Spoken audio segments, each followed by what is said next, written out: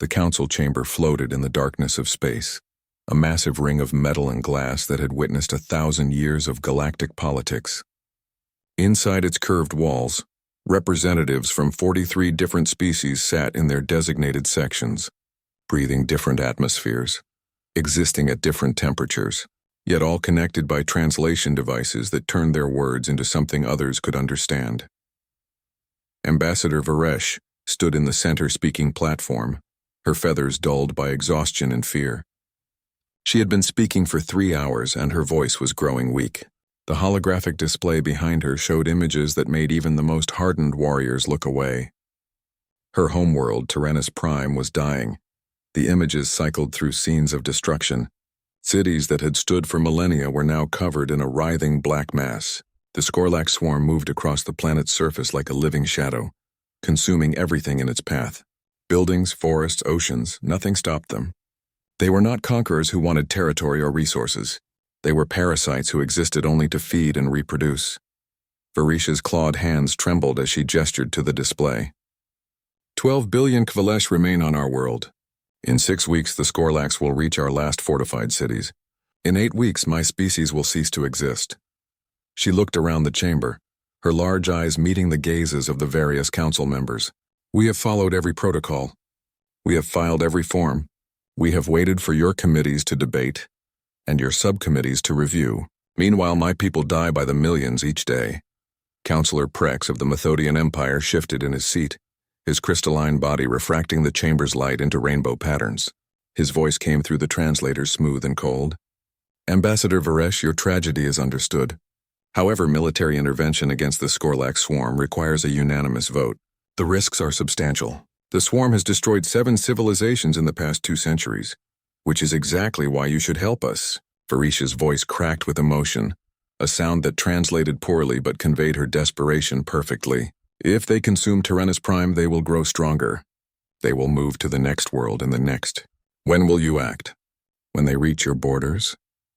Councillor Thress, a massive being that resembled an earth octopus but with metal-reinforced tentacles, spoke next. The Galactic Defense Force can provide evacuation support. We can save perhaps 3 to 4 billion of your people. And abandon 8 billion to death? Varesh felt her legs weakening. She had not slept in days. You would have us choose which of our children live and which die. The chamber fell silent. It was not an uncomfortable silence born of guilt, but rather the practiced silence of politicians who had learned to wait out emotional appeals. They had heard desperate pleas before. They had seen worlds fall. The galaxy was ancient and vast, and tragedy was simply part of its nature. Varesh knew she was losing them. The Kvalesh were a minor species, barely 3 centuries into space travel. They had little political influence, no powerful allies, and nothing of strategic value to offer. In the cold mathematics of galactic politics, they were expendable. She played her final card. What about the humans? A ripple of reaction moved through the chamber. Some species shifted uncomfortably. Others made sounds that the translators interpreted as sighs or expressions of dismissal. The humans are our newest members, Prex said carefully. They have been part of this council for less than 50 years. They are still learning civilized protocols. They have ships, Varesh pressed. They have weapons. I have read their history. They know how to fight. They know how to destroy, corrected Councillor Yen of the Pacifist Collective. Their homeworld's history is a nightmare of warfare and violence. They spent millennia killing each other over trivial differences. Even now, their military capabilities are disproportionate to their technological level. They are dangerous. Then let them be dangerous in defense of my people. Varesh felt tears forming in her eyes. In Kvalesh culture, crying in public was shameful, but she was beyond caring about dignity. Prex's crystalline form seemed to harden. The human delegation is not present today. They rarely attend full council sessions, preferring to send observers. This is itself a breach of protocol. Can someone contact them? Varesh asked. Please. I will beg if necessary. There is no need for such displays, Thress said, though his tone suggested he found the emotional outburst distasteful. We will forward your request through official channels. However, I must be honest with you, Ambassador. The humans have shown little interest in council affairs. They maintain their military forces at what we consider alarming levels, but they have not deployed them beyond their own territories. They are isolationists at heart. Varish felt the last of her hope draining away. She had gambled everything on this appeal to the Council, and she had lost. The Kavalesh would die, and the galaxy would watch it happen from a safe distance. "I request permission to send a direct transmission to Earth," she said quietly. Prex considered this. "It is irregular but not forbidden. You may use the Council's communication array. However, I urge you to moderate your expectations. The humans are unpredictable." 2 hours later, Varesh sat alone in a small communication booth staring at the recording device. She had prepared no speech, no carefully worded diplomatic message. She simply spoke from her heart. "My name is Ambassador Varesh of the Kvalesh people. I am sending this message to humanity because we have nowhere else to turn. My species is being destroyed by the Skorlak swarm, and the Galactic Council has chosen to debate rather than act. I know humans are new to galactic society. I know the other species fear you and call you warlike. But I have studied your history and I have learned something they seem to have missed." She paused, gathering her thoughts. "You are warlike, yes, but you are also the species that created the concept of the Good Samaritan. You tell stories of people who risk everything to save strangers. You have words in your languages specifically for this: compassion, mercy, altruism. The galaxy sees your weapons and fears you, but I see your literature and your art and I find hope." Her voice broke. "I am not asking you to save us because of treaties or political advantage. I am asking because 12 billion people are going to die, and someone needs to care about that. If humans are truly as dangerous as the galaxy fears, then I beg you, be dangerous for us. Be the warriors everyone fears you are, but fight for something worthy." She ended the transmission and sat in the darkness, knowing it was probably futile. The message would take 3 days to reach Earth. Even if humanity responded positively, it would take weeks for any help to arrive. By then, it might be too late, but it was all she had left. In the council chambers, Prex discussed the situation with his colleagues. "The Kavalesh ambassador has sent her message. It will change nothing. The humans have never intervened in galactic affairs before. They will not start now." He was wrong. 18 hours after receiving Varesh's message, every human military vessel in existence began moving toward Tyrannus Prime. It was the largest mobilization of military force in recorded galactic history, and it was done without committees, without debates, and without a single vote. The galaxy was about to learn what humanity meant when they heard a call for help. Admiral Sarah Chen had been asleep for exactly 43 minutes when her communication device began its emergency alert. She was awake instantly, her military training overriding years of middle-age sleep inertia. The message on her screen made her sit upright in bed. Code Phoenix. All command staff report to fleet headquarters immediately. Code Phoenix meant one thing: full mobilization. In the 23 years since humanity had joined the Galactic Council, they had never issued a Code Phoenix. 90 minutes later, Chen stood in the command center beneath Geneva, surrounded by holographic displays showing every human military asset in existence. Fleet Marshal Zhang was already there, along with the heads of every branch of the United Terran Defense Force. "Show me the transmission," Zhang said without preamble. They watched Ambassador Varesh's message in silence. When it ended, nobody spoke for a long moment. Chen had served in 3 wars during her career, had seen cities burn and soldiers die, but something about the Kavalesh ambassador's quiet desperation hit differently. "How many ships can we mobilize?" Zhang asked. Admiral Peterson, head of the Outer Territories Fleet, pulled up a display. "If we pull everything except minimal system defense forces, we can deploy 847 warships and approximately 2,000 support vessels. That's 60% of our total military capability," someone objected. "If we're attacked while we're deployed, then we fight on 2 fronts," Zhang interrupted. "Admiral Chen, what's your assessment of the Skorlak swarm?" Chen had spent the last hour reviewing every piece of intelligence humanity had on the swarm. "They're not intelligent in any conventional sense. They're more like a biological algorithm optimized for consumption and reproduction. They've never faced organized military resistance because most species don't maintain standing militaries like we do. The Galactic Defense Force is designed for peacekeeping, not war. Can we beat them?" Chen met Zhang's eyes. "Yes, but we'll take casualties. Significant casualties." Zhang turned to the holographic display showing Earth and its colonies. "Calculate the logistics. How fast can we move 847 warships to Tyrannus Prime?" 12 days using maximum slip space speed, Peterson answered. But sir, we need authorization from the United Terran Assembly. A deployment of this magnitude requires— I'm issuing the deployment order now under emergency military authority, Zhang said. The Assembly can debate it while we're in transit. The room erupted in controlled chaos as officers began coordinating the largest military movement in human history. Chen watched the display update as ships across human space received their orders and began moving toward rally points. Her second-in-command, Commander Williams, appeared beside her. Admiral, the crew of the Indomitable is ready, but they're asking questions. They want to know why we're risking everything for aliens we've never met. Chen pulled up an image of Tyrannus Prime. Even from orbit, you could see the black spreading across its surface like a cancer. Tell them we're doing it because someone asked for help. That's all they need to know. 8 hours later, President Okonkwo stood before the United Terran Assembly. The chamber was in uproar. Representatives shouted questions, demanded explanations, accused the military of overstepping its authority. Okonkwo waited for silence. She was a small woman, barely 5 feet tall, but when she spoke, everyone listened. You've all seen Ambassador Varesh's message. You've all read the intelligence reports on the Skorlax swarm. You know what's at stake, so I'll make this simple. I'm asking you to ratify Fleet Marshal Zhang's deployment order.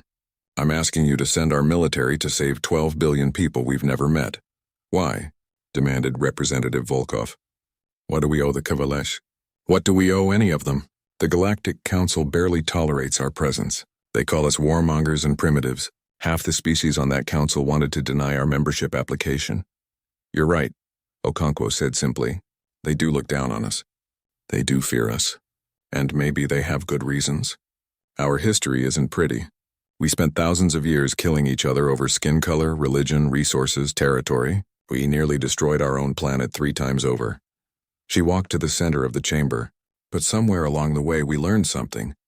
We learned that the strong have a responsibility to protect the weak.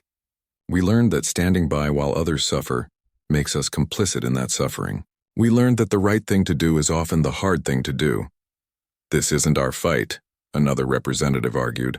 We have our own people to protect. Every fight against genocide is our fight, Okonkwo shot back. Did you read the history files? The Skorlax swarm has destroyed 7 civilizations. 7. Trillions of sentient beings consumed because nobody wanted to risk their own soldiers to stop it. Well, humanity didn't claw its way up from the mud, didn't survive world wars and near extinction, didn't reach for the stars, just to become another species that looks away when genocide happens. Representative Kim from the Asian Coalition stood. Madam President, I support the deployment. But we need to be realistic. The casualty projections are devastating. We could lose 20,000 personnel. How do we justify that to their families? We tell them the truth, Okonkwo said quietly. We tell them their loved ones died doing something that mattered. We tell them that because of their sacrifice, an entire species survived. We tell them that humanity kept its soul intact. The vote was close, but it passed. The deployment was ratified with 3 hours to spare before the fleet departed. Meanwhile, at the Galactic Council, alarms began sounding. Sensors detected the human fleet mobilization, and the sheer scale of it sent panic through the chamber.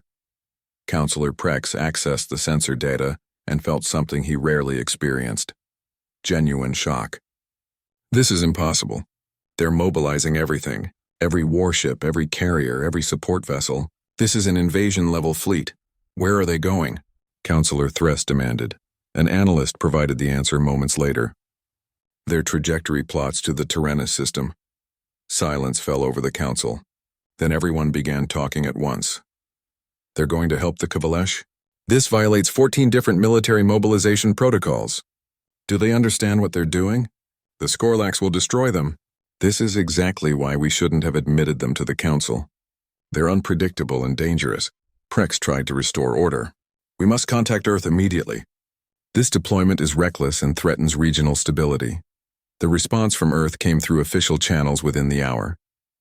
It was brief and signed by President Okonkwo herself. The United Terran Defense Force is deploying to Tyrannus Prime at the request of Ambassador Varesh. We will engage and destroy the Skorlax swarm. We suggest the Council prepare medical and reconstruction support for the aftermath. Humanity out. Councillor Yen of the Pacifist Collective listened to the message 3 times, trying to understand. They're really doing this. They're risking everything to save a species they barely know. They're fools, Prex said. Noble fools, perhaps, but fools nonetheless. The Skorlax will overwhelm them through sheer numbers.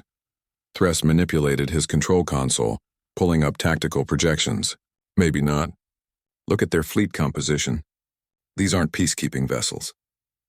These are warships designed for one purpose, to kill efficiently and in large numbers. The humans have been preparing for war since the day they joined the Council. Preparing for what war? Yen asked. We've had galactic peace for 4 centuries. Apparently, Thress said slowly, they've been preparing for this war. The war nobody else was willing to fight. Across the galaxy, news of the human deployment spread. Species that had dismissed humanity as primitive barbarians suddenly found themselves reevaluating everything they thought they knew. On Tyrannus Prime, Ambassador Varesh received word that help was coming. She stood on a balcony overlooking her capital city, watching the black tide of the Skorlax creeping closer on the horizon. Around her, her people prepared for the end. How long until the humans arrive? Her aide asked. 12 days, Varesh said, if they maintain maximum speed. Will we survive that long? Varesh watched the sunset paint the sky in colors her people had painted for millennia. We have to. Humanity is coming. They heard us and they're coming. We just have to hold on. Behind her in the distance, she could hear the sounds of the Skorlax feeding. The sound would haunt her dreams for the rest of her life. But for the first time in weeks, she had hope. The Skorlax swarm moved across Tyrannus Prime like a living ocean. From orbit, it looked almost beautiful. A shimmering black mass that reflected light in strange patterns. Up close, it was a nightmare. Billions of individual organisms working in perfect coordination, each one no larger than a human fist, but together forming an intelligence that existed only to consume. They had reached the outskirts of Kelvin City, the last major Kavalesh stronghold. Varesh stood on the city walls with General Kress watching the approaching darkness. The Kavalesh had erected barriers, deployed their limited weapons, and prepared for a final stand. It would buy them days at most. How long? Kress asked, his military bearing the only thing keeping him upright. The humans should arrive within 3 hours, Varesh said, checking her communicator for the 100th time. If their calculations are correct, and if they're not? Varesh didn't answer. They both knew what happened if the humans were late. In the city below, 12 billion Kavalesh waited. The young had been moved to the center of the defensive perimeter. The old stood on the walls alongside the soldiers. In Kavalesh culture, everyone fought when survival was at stake. Above the planet, the Skorlax bioships drifted in orbit like diseased moons. They were massive organic structures, grown rather than built, and they served as transport vessels for the swarm. 17 of them surrounded Tyrannus Prime, and more were arriving every day. Kress's scanner chirped. I'm detecting something. Massive energy signatures at the edge of the system. Varesh felt her heart begin to race. Is it them? Wait, yes, multiple slipspace exits. Hundreds of them. No, more than hundreds. The sky above Kelvin City rippled as tears opened in reality itself. Ships began emerging from slipspace in a coordinated pattern that would have impressed any military strategist in the galaxy. They appeared in waves, each vessel taking up a precise position in a formation that stretched across the entire system. First came the destroyers, fast attack craft bristling with weapons. Then the cruisers, medium-weight vessels designed for extended combat. Behind them, the carriers, each one holding hundreds of fighter craft. And finally, the dreadnoughts, massive ships that dwarfed anything the Kavalesh had ever built. The flagship emerged last, larger than all the others. On its hull, painted in letters that were being translated by every sensor in the system, was a single word: indomitable. Varesh felt tears streaming down her face. They came. They actually came. Kress was staring at his scanner in disbelief. That's not a rescue mission. That's an invasion force. How many ships are there? 847 warships, Varesh whispered.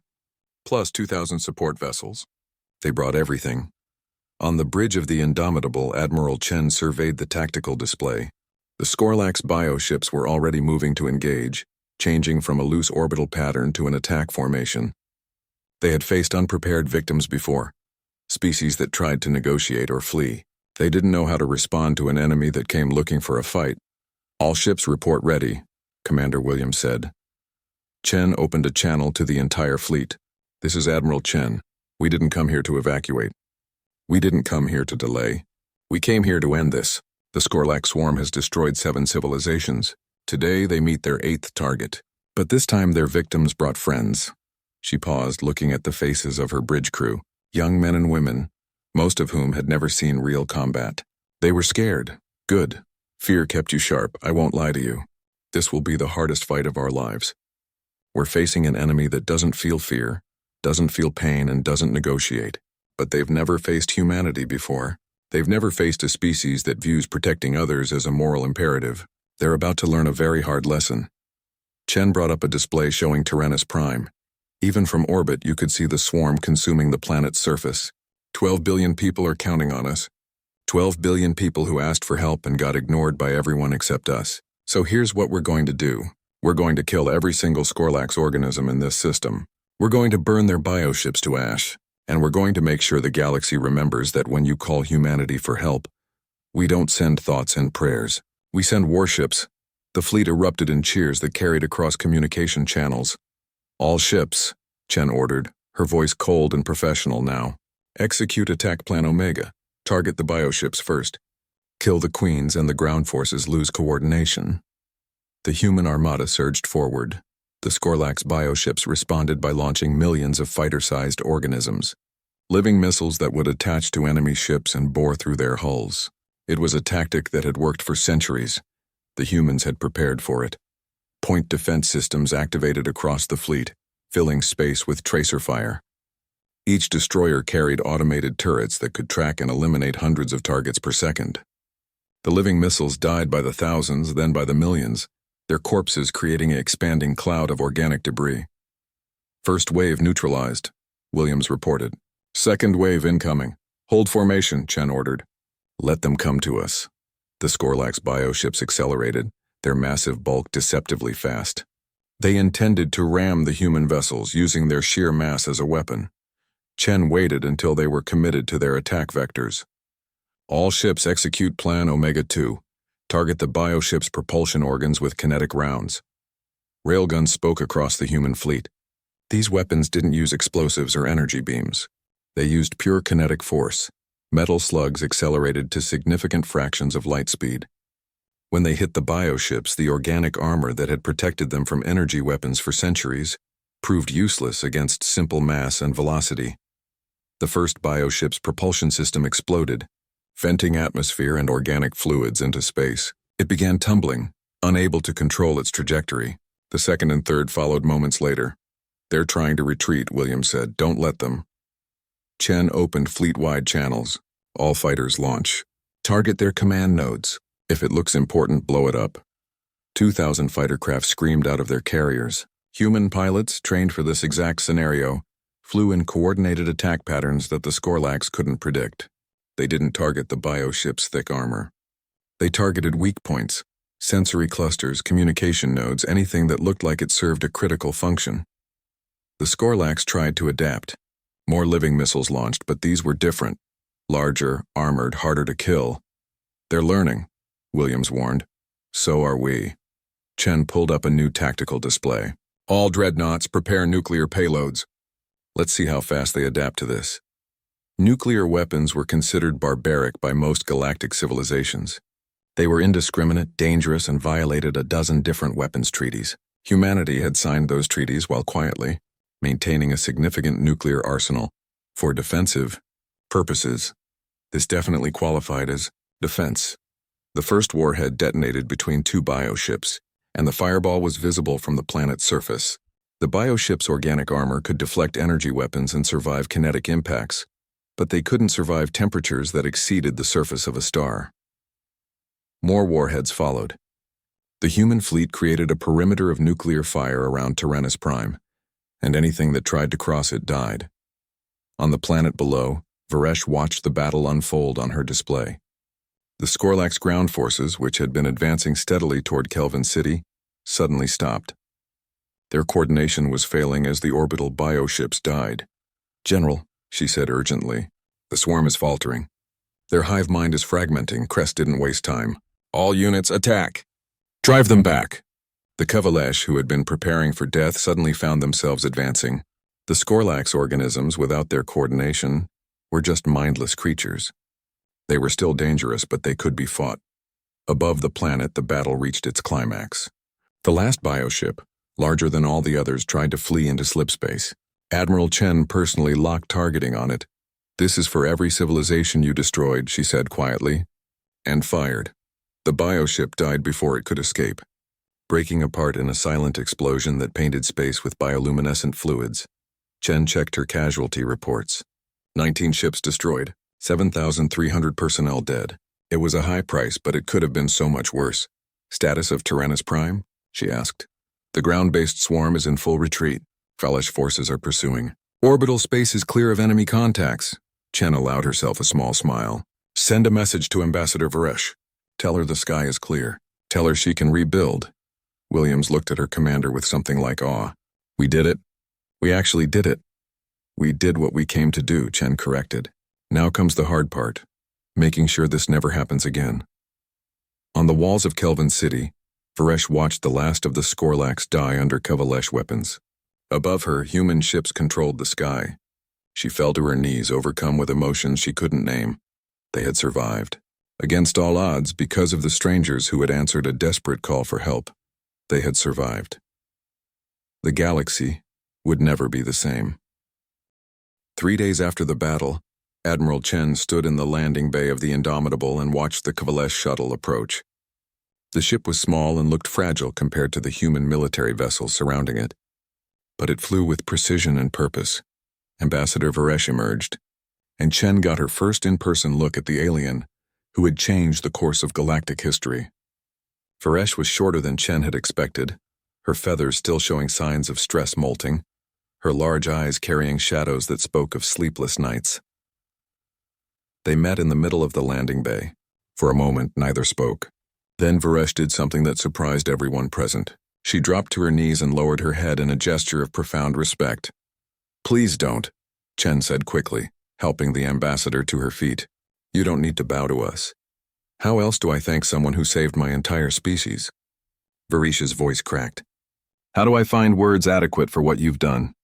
Chen led her to a nearby observation deck where they could see Tyrannus Prime below them.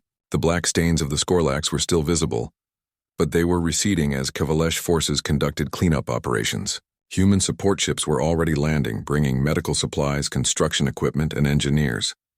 "You asked for help," Chen said simply. "We answered. That's all. That's all?" Varesh turned to face the Admiral, and her translator struggled to convey the emotion in her voice. "You risked 60% of your military capability. You traveled 12 days across the galaxy. You fought an enemy that has destroyed civilizations. 7,000 of your people died. And you say that's all?" Chen looked out at the planet below. "Ambassador, can I tell you something about humanity? Please, we're not special. We're not more moral or more brave than any other species. We've done terrible things in our history. We've committed genocides, we've enslaved each other. We've nearly destroyed our own planet multiple times." Chen's reflection in the window looked tired, but somewhere in all that darkness we figured something out. We learned that the strong have a responsibility to protect the weak. Not because it benefits us, but because it's right. "The Galactic Council doesn't see it that way," Varesh said quietly. "They see strength as something to be managed and controlled. They fear what you could do with your weapons." "They're not wrong to fear us," Chen admitted. "We are dangerous. But being dangerous isn't the same as being evil. A surgeon's knife is dangerous, but we don't fear it when it's wielded by skilled hands for the right purpose." Varesh watched human ships moving in orbit, conducting rescue operations and clearing debris. "The other species call you warmongers. They say you can't be trusted because you maintain such large military forces." "Let them say it," Chen shrugged. "We maintain our military because we know what happens when good people can't defend themselves. We learned that lesson the hard way, over and over until it became part of who we are." A junior officer approached and handed Chen a data pad. She scanned it quickly and her expression darkened. "What is it?" Varesh asked. "Casualty update. Final count is 8,200 personnel dead, 1,400 wounded." Chen set the pad down carefully as if it might break. Most of them were young, mid-20s on average. They had families, dreams, futures. "I'm sorry," Varesh whispered. "Don't be." They knew the risks. Every single one of them volunteered for this deployment. Chen turned to face the ambassador directly. You want to know why we really came? Why we risked so much for people we'd never met? Yes, because they asked to. Because when you join our military, you take an oath to defend not just humanity, but all who need defending. Because we believe that sentient life has value, regardless of what shape it comes in or where it evolved. Chen's voice grew stronger, and because we know what it's like to be the ones calling for help and hearing nothing but silence. Varesh felt tears forming again.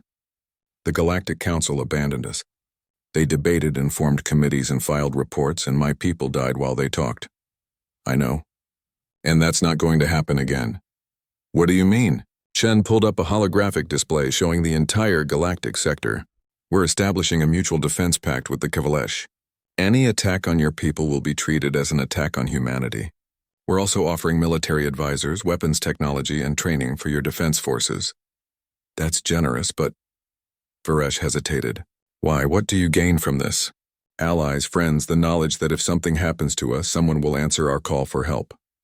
Chen smiled slightly. And maybe, just maybe, we're setting an example for the rest of the galaxy. A communication alert interrupted them. Commander Williams appeared on the display. Admiral, the Galactic Council is demanding an emergency session. They want answers about our deployment. Of course they do. Chen looked at Varesh. Feel like attending a council meeting? I wouldn't miss it. 4 hours later, the council chamber was more crowded than it had been in decades. Every species had sent representatives, and the gallery was packed with observers. At the center of it all, Admiral Chen stood beside Ambassador Varesh, facing the assembled counselors. Counselor Prex spoke first, his crystalline form refracting light in agitated patterns. Admiral Chen, your actions have violated numerous protocols. You mobilized a massive military force without council approval. You engaged in combat operations in sovereign space without authorization. You deployed weapons that are banned under 7 different treaties. We saved 12 billion lives. Chen replied calmly. That is not the point. That is exactly the point. Chen's voice cut through the chamber like a knife. Ambassador Varesh came to this council and begged for help. She showed you images of her people being consumed. She gave you casualty numbers that should have made anyone with a conscience act immediately. And what did you do? Silence fell over the chamber. You debated, Chen continued. You formed committees. You discussed protocols and procedures while billions died. So yes, we violated your protocols. We did it gladly, and we'd do it again. Counselor Thress spoke up, his tentacles moving in agitated patterns. You don't understand the complexity of galactic politics. The Skorlak swarm has existed for centuries. No one has successfully fought them before. The risk of failure was too high. The risk of failure? Chen pulled up a display showing the human casualties. These are our failures. 8,200 dead. Every single one of them died protecting people they'd never met. That's what risk looks like. That's what sacrifice looks like. And it was worth it because 12 billion Kavalesh are alive today. Counselor Yen of the Pacifist Collective spoke, her voice sad. You prove our point, Admiral. You are a violent species. You solved this problem with weapons and warfare. Yes, we did, because sometimes violence is the only answer to violence. The Skorlaks don't negotiate. They don't compromise. They consume and destroy, and the only way to stop them is force. Chen looked around the chamber. I understand that makes you uncomfortable. I understand that your civilizations have evolved past warfare. But evolution doesn't make you morally superior. It just makes you fortunate that someone else is willing to do the hard, ugly work of fighting monsters. President Okonkwo's image appeared on a display, transmitting from Earth. The Council needs to understand something. Humanity didn't join your organization to follow rules. We joined because we believed in the idea of galactic cooperation. But cooperation means actually helping each other when it matters. Prex's form seemed to darken. Are you threatening to leave the Council? No, Okonkwo said. We're offering to fix it. The current system is broken. It prioritizes procedure over results, diplomacy over action. We're proposing a new mutual defense agreement. Any member species under attack can request immediate military assistance, and responding will be mandatory, not optional. That would require restructuring centuries of established protocol, Thress objected. Then restructure it, Chen said bluntly. Or the next time a species calls for help, they'll call us instead of the Council. And I guarantee you we'll answer. Varesh spoke for the first time. Counselors, I've spent 3 days among humans. I've walked their ships, spoken with their soldiers, and watched them work alongside my people to rebuild what the Skorlax destroyed. Do you know what I've learned? She looked around the chamber. They're not perfect. They're loud, they're aggressive, and they solve problems in ways that make us uncomfortable. But they care. They genuinely care about people they've never met. One of their soldiers died saving 3 Kavalesh children from a collapsed building. He didn't know their names. He didn't know if they were important. He just saw beings in danger and acted. Her voice grew stronger. The Council sees humanity as dangerous. You're right, they are dangerous. But they're dangerous to the things that threaten innocent lives. They're dangerous to predators like the Skorlax. They're dangerous to the comfortable apathy that let my people nearly die while you debated protocols. Prex was silent for a long moment. Finally, he spoke. The Council will consider your proposal for restructuring our defense agreements. But understand, Admiral Chen, that your actions have consequences. The galaxy is watching humanity now and they're afraid. Good, Chen said. Let them be afraid. Let them know that if they call for help, an entire armada will answer. 6 months had passed since the Battle of Tyrannus Prime, and the galaxy had not stopped talking about it. Every newsfeed, every diplomatic channel, every academic forum was filled with analysis, debate, and speculation about what humanity's intervention meant for the future of galactic civilization. On Earth, Admiral Chen stood at Arlington National Cemetery, where 8,200 new graves had been dug. The funeral had taken place 3 days ago, but she found herself returning often. She owed them that much. Commander Williams found her there, as he often did these days. Admiral, you have a meeting with the Joint Chiefs in an hour. I know. Chen didn't move. Did you see the latest news from the Council? I saw. 17 species have formally requested human military advisors. 8 more want us to establish bases in their systems. Williams shook his head in amazement. 6 months ago, they feared us. Now they're begging us for protection. They still fear us, Chen corrected. They just fear other things more. She turned away from the graves and walked with Williams back toward the military complex. What's the status of the new defense pact negotiations? Moving forward, surprisingly, the Council is actually going to adopt something close to our proposal. Mandatory response to distress calls, shared military intelligence, coordinated defense planning. Counselor Prex is fighting at every step of the way, but he's losing support. Chen smiled slightly. Hard to argue for inaction when everyone saw the results of action. They entered the Joint Chiefs meeting room, where Fleet Marshal Zhang was already waiting along with representatives from every branch of the military.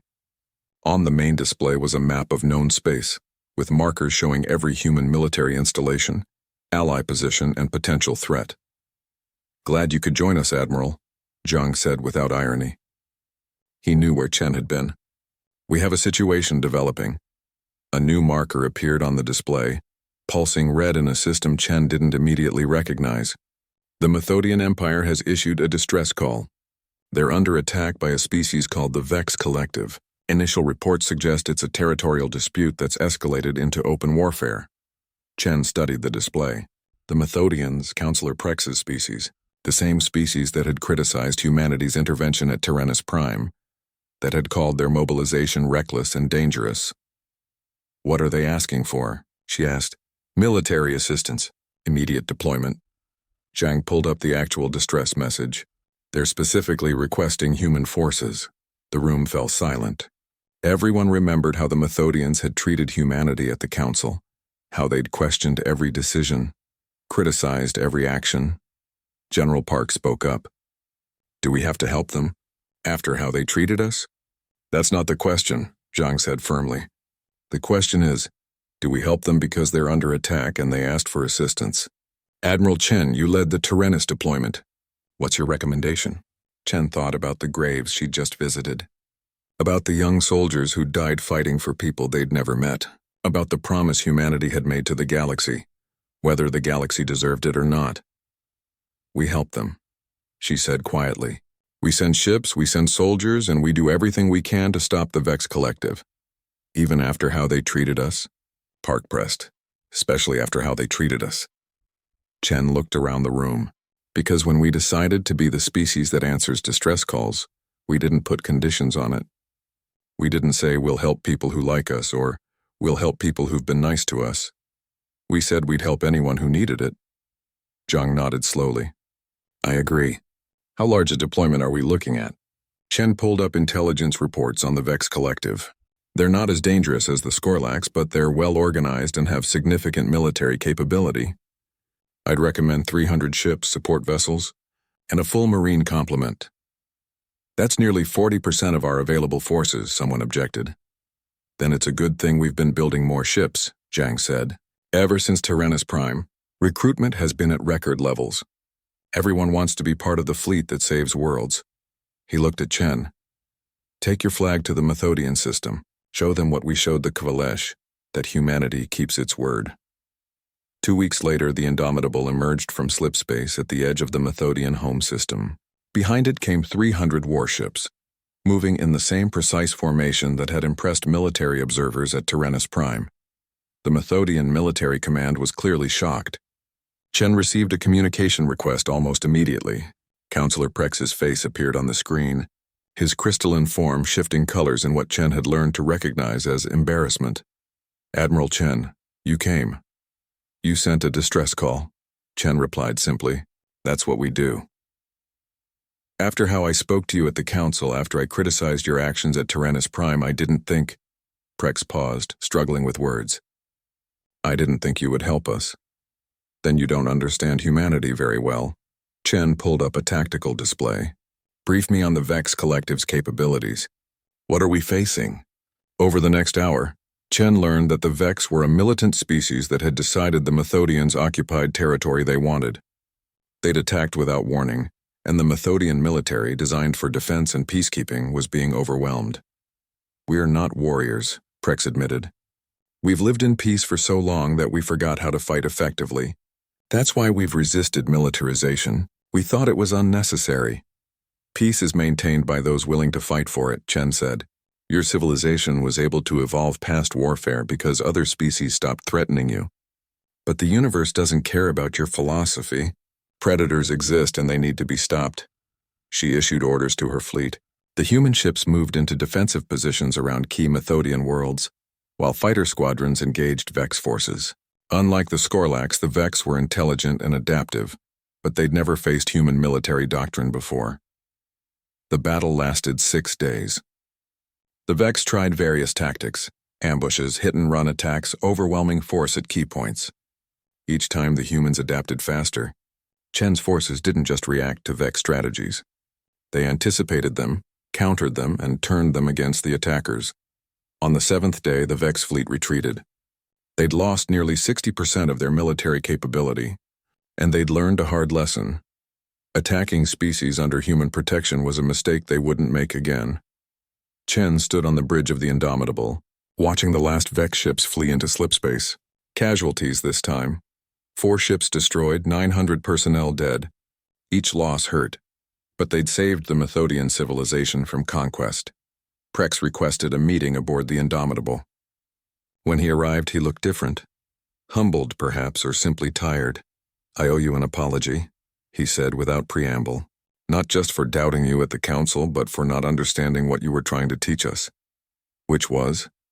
Chen asked. That peace isn't the absence of violence. It's the presence of those willing to defend against violence. Prex's crystalline form seemed to dim. My species evolved beyond warfare, but we didn't evolve beyond needing warriors. We just became dependent on others being peaceful. When someone wasn't, we had no answer. Chen gestured for him to sit. Counselor, can I tell you what I've learned in 6 months of being humanity's representative to the galaxy? Please, every species evolves differently. Your people became peaceful because you could afford to. You had the luxury of a safe neighborhood and friendly neighbors. Humanity didn't have that luxury. We evolved on a world where everything was trying to kill us, and then we spent millennia trying to kill each other. Chen looked out at the stars. We didn't choose to be warriors. We became warriors because our survival demanded it. But you've maintained that martial culture even after joining galactic civilization, Prex said. Why? Because we remember what happens when the warriors disappear. We remember what happens when evil acts and good people have no way to stop it. Chen turned to face him directly. The galaxy sees our weapons and our soldiers and thinks we're dangerous. They're right. But they don't understand that we're not dangerous to them. We're dangerous for them. Prex was silent for a long moment. The new Mutual Defense Pact passed the Council vote yesterday. It's based entirely on the proposal you and President Okonkwo submitted. I heard. It wouldn't have passed if not for what you did here. 17 species saw you help the Methodians despite our history of criticism, and they realized that humanity's promise isn't selective.